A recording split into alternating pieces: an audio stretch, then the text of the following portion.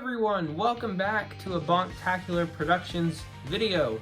Finally, after so long, after a year and change, I can finally make the Metru March video.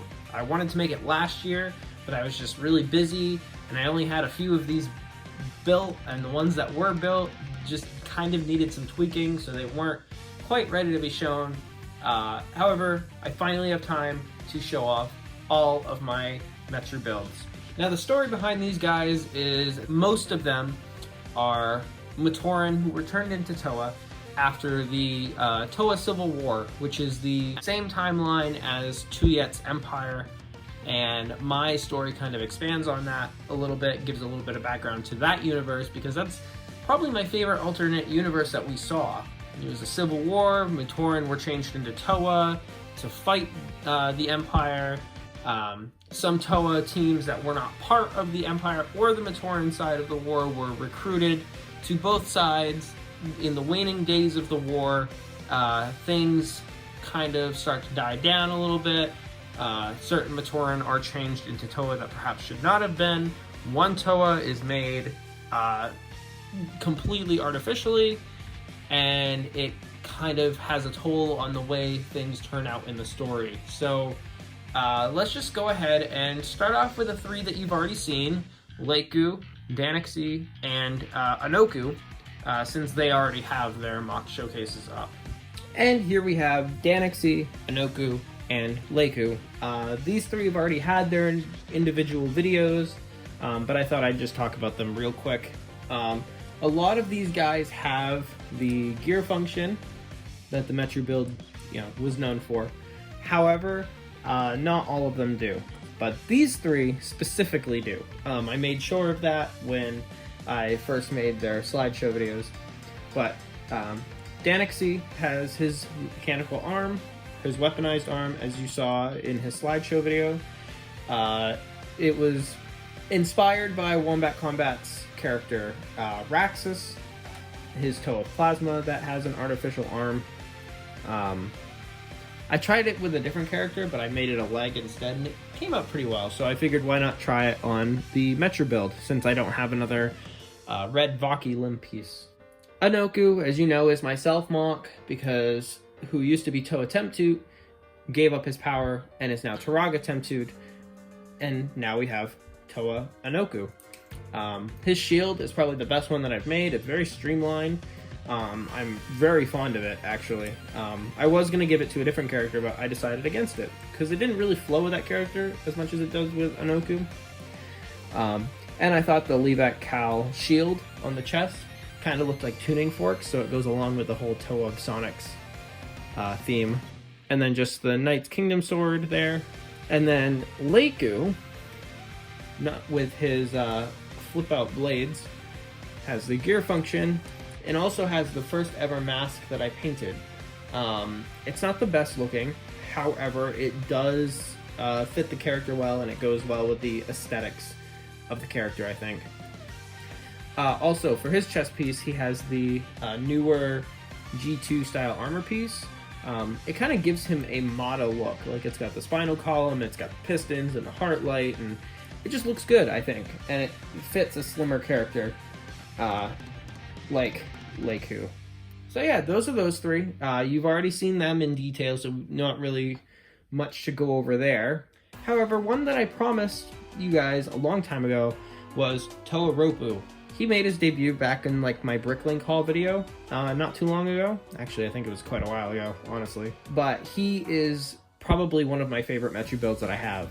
He has the most custom painted parts, that being the mask, the Mari blades, the Mari shoulder pieces, and these Metru pieces that actually came from Brutaka.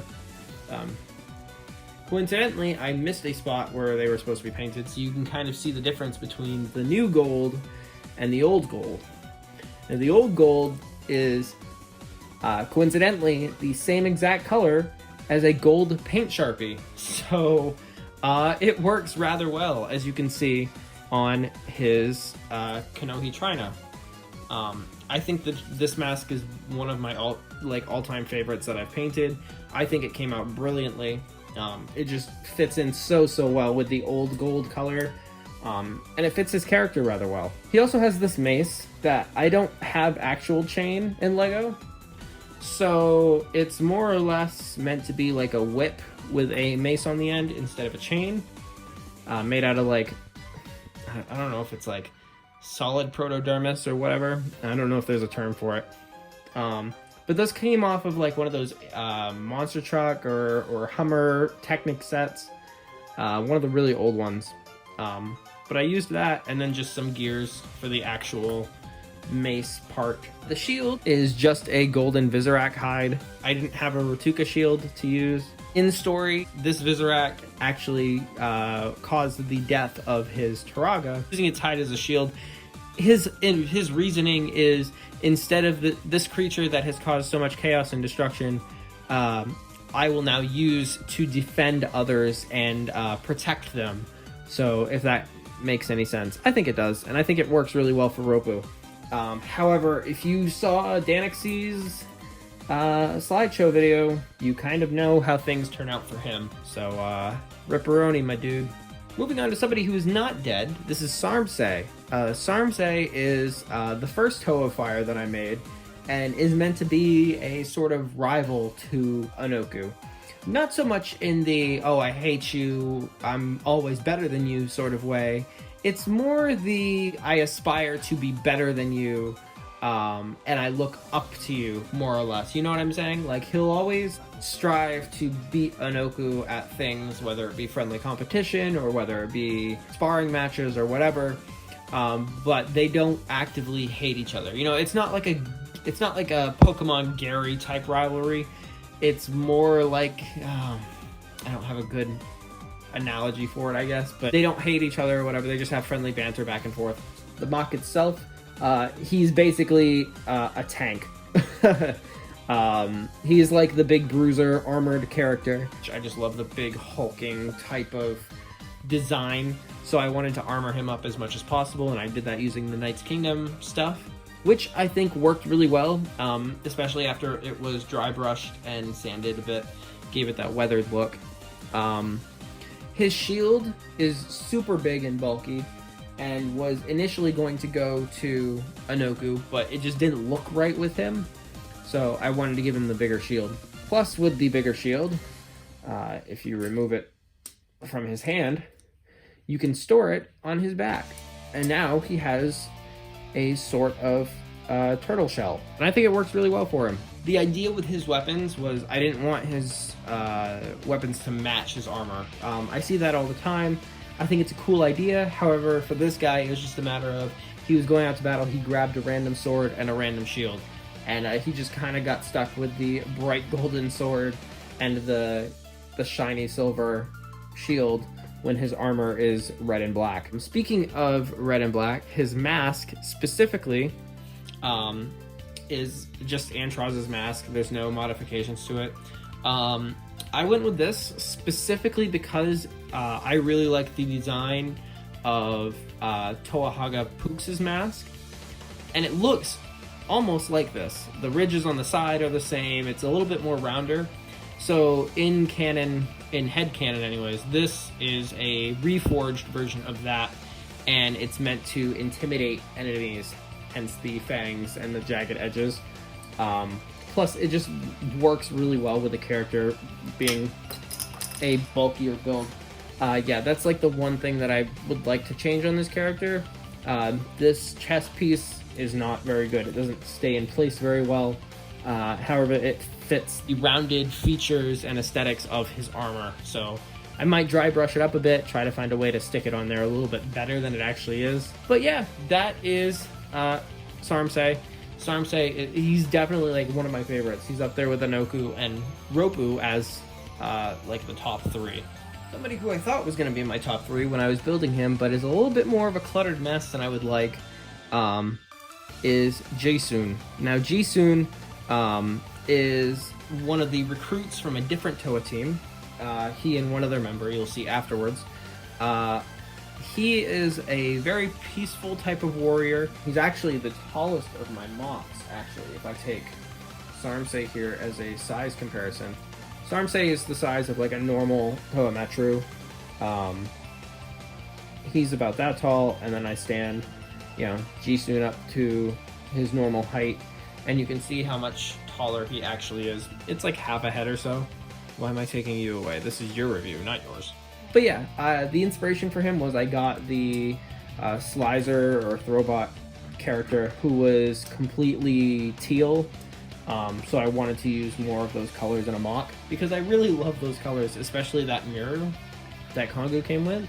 So I took these, and yes, there is an illegal connection right there, but it's simply just to hold it in place. So it's working rather well. I should get a lightsaber rod and that'll probably work better, but for him it does not. His legs are completely custom built, upper legs anyways. Same with his upper arms. The only things that I would change is his leg is super loose. Yeah, it's not the best, mainly because the piece is cracked and I need some more parts, but other than that, he's pretty good. I mean, this arm here is black and that arm there is gray. I could match the colors a little bit better on the underskeleton, but overall, I like the white and teal a lot. I think they go really well together. If Jisoo is a tall, peaceful warrior, then Kumisa here is not so peaceful. She is going to end up being the main antagonist for the story. If you saw Danix's slideshow video, you kind of saw a little bit of her, like a small glimpse. She's very manipulative. I use Norik's mask just because it looks cool. And for her trident, I actually wanted to use the Mari blades mixed with the tribal design of the, I think it's Barracks? I don't know, it's the Tahu sword in light Mata blue. And it looks really, really nice. It's like the two technological pieces in front, next to the tribal sword design. It looks really cool. I gave her some little side arms here, some little side knives that just kind of dangle freely. She does not have the gear function, actually, and this allows for weapon storage. So she's fairly well put together. Her water hair design, inspired by Wombat Combat's Helric's design, except I used the Glatorian helmet as opposed to the Kina helmet. I just think it has that liquidy flow kind of feel that her water element would give her. She's definitely one of my stockier builds. Like I'm very proud with how she looks. I think she's the most armored up out of everybody. And she just looks great, and she looks menacing, and she's fitting for being that evil sort of character. And on the opposite end of the spectrum, we have the most jolly of characters. This is ToaKipo.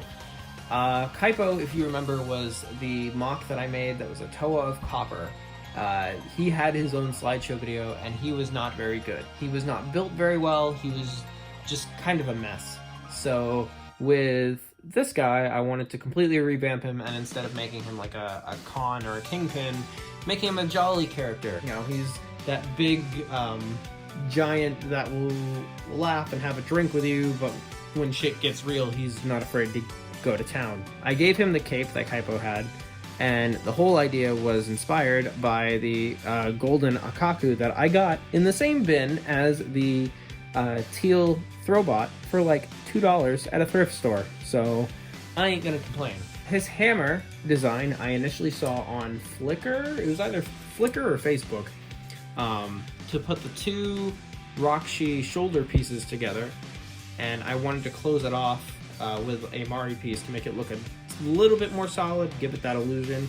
Although if you look at it from the side, it completely breaks that illusion. The other downside is his hammer is just a smidge too heavy. I have a feeling that as soon as I add in the gear function, it might help with that. But the ball joints might also just be a little bit too loose, like they are on his ankles. And apparently his arm felt the need to pop off. His ankles are super loose. They do not help support his weight at all. It's very hard to get him to stand up. But once you do, he looks great. I love the cape. It gives him that heroic kind of vibe. Like I said, he's just a jolly character who is super friendly with everybody until you piss him off.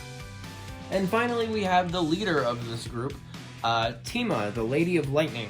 Now, you might remember seeing Teema in a former slideshow video kind of like Lakewood's, where I was doing stop motion bits and whatnot, and she was kind of a cobbled mess. She looked great, but she was still very fiddly to handle. So when I was making all the Metru builds, I decided to, you know, strip down the basics and just give her certain aspects that I wanted to keep. For example, I wanted to keep her swords, I wanted to keep her wings, and I wanted to keep the lightning color scheme. The only thing that I really don't actually like about her is the mask. Nothing against the Great Rao, it's just, it's very obvious that it's Nokama's mask, and I am all for using masks like the noble masks or what have you, and using those instead to kind of make new characters, as opposed to throwing a well-known mask on there and having somebody think, oh, it's that character, when it's really not. Besides that though, I absolutely love this build. She does have the gear function, I just need to put a wing on it. She does have it, I promise. There we go, you can see it that way. I love her wing pack. I just attached a Baki waist, and these Gelu blade pieces, they can fold up when she's ready for flight or ready to go into battle. Or you can fold them down like I had them before, and they make sort of like a cape. So I think that works really well for her twin broaded swords, I guess. She's not super complicated, there's not a lot going on here. Probably the most complicated part is just the chest bit, which is not too hard to kind of figure out. That's Teema, the Lady of Lightning, and she's the leader of kind of this whole squad of Toa. And for my final two, one is clearly more built than the other, but these are both still work in progress. I have Olu, the Toa of Plant Life, who's going to act as like the medic for the group, and I have Wukaro, who is going to end up being a Toa of Gravity, who also wields a gigantic bow and arrow. Because I think archery weapons are cool, and there are not too many of them in Bionicle, so that's what I wanted to use. Wukaro, I'm still deciding on the mask. I still need to paint some pieces. I know, heresy. And I don't have enough parts currently to finish making him. Olu, however, just needs a bunch of armor.